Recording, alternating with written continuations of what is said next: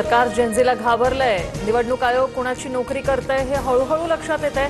मतदारांसाठी 1 जून ही cut off date ठेवल्याच्या मुद्द्यावरून उद्धव ठाकरेंचा निशाणा। उद्धव ठाकरेंना फक्त हिंदू मराठी दुवार मतदार यादी दिसली। मुस्लिम मतदारांकडे डोळे झाका, यादी दाखवत मंत्री आशिष शेलार यांचा सवाल।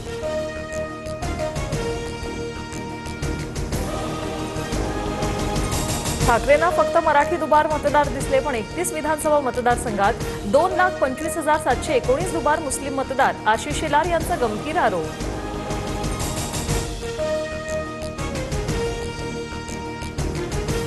मराठी माझी आई तर हिंदी माझी मावशी। आई मेली तरी चालेल, मात्र मावशी जगली पाहिजे।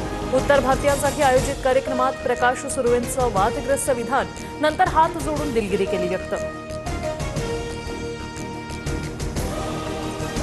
मुख्यमंत्री फडणवीस महाराष्ट्राचा गायपट्टा करण्याच्या तयारीला। फडणवीसांच्या मित्रपक्षाकडून छुपा अजेंडा चालवला जातोय। मराठीवरून सुर्वेंच्या वादग्रस्त विधानानंतर हर्षवर्धन सपकाळांची टीका।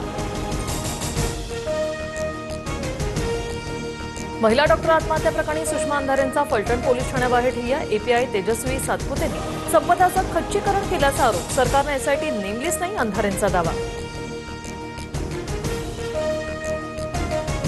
फलटण प्रकरणातील एसआयटीत निवृत्त न्यायाधीशांचा समावेश करा, खासदार सुप्रिया सुळेंची सरकारकडे मागणी।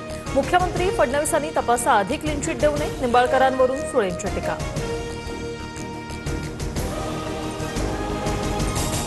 अॅडव्होकेट असीम सरोदेंची सनद 3 महिन्यांसाठी रद्द। राज्यपाल आणि विधानसभाध्यक्षांबद्दलच्या विधानानंतर महाराष्ट्र गोवा बार काउन्सिलची ही मोठी कारवाई।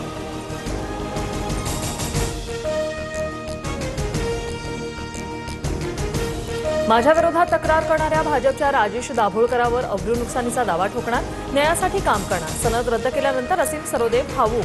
12 ऑगस्टची नोटीस आता पाठवल्याचा आरोप।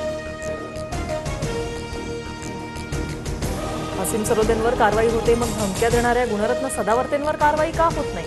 काँग्रेस खासदार वर्षा गायकवाड यांचा सरकारला सवाल।